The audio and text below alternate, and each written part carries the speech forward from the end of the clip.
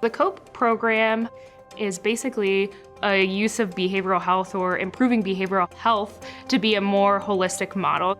With the grant, we're using the occupational therapy and the counseling and human development program to bring behavioral health resources to underserved populations. The COPE program serves multiple organizations in our community, and every year we have 29 students between occupational therapy and counseling students combined.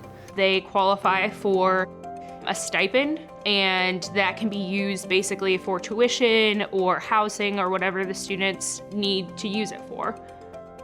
The COPE students provide mental health counseling services. So they are in the last leg of the clinical mental health counseling program or the school counseling program, and they are looking to gain experience. Our students are placed in sites that are helping the greater good. Under supervision, they can provide services to some of the most marginalized and at needs populations.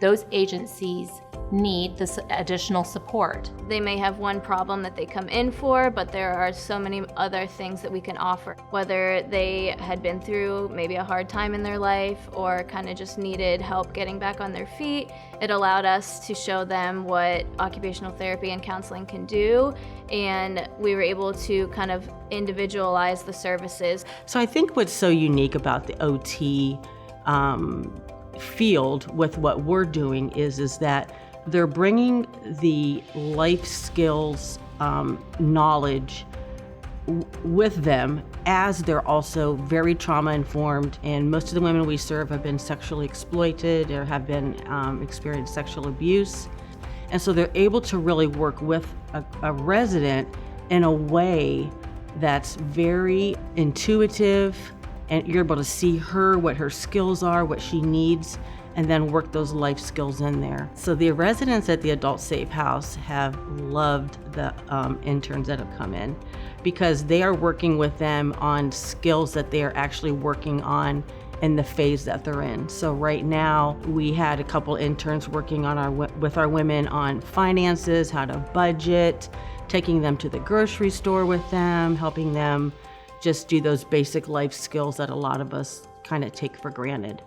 I think our students go in and show these people that they are worth the time and the effort and really helping them rehabilitate from whatever situation that they're in. When there's younger people involved and you're working with a younger population, they'll definitely be more active in the process. One of the facilities that was up in Cleveland, there were actually 2 of our students that went up there, and it's young men who live in this facility. They're 18 to 24. They have dual diagnosis, which means they have substance abuse and some kind of mental health diagnosis. They loved the students there because they felt like finally there was somebody around their age who understood some of the things that they were going through. They have a great appreciation for those students. I think that the COPE program, that's the definition of kind of student growth and personal growth. We're not just coming there to teach you everything we have. We're there to learn from people because we're all humans, and what can we learn from each other, and so that it becomes a give and take. I think that's a really critical skill that students need to learn as they go out into clinical practice. They'll use that the rest of their lives, honestly.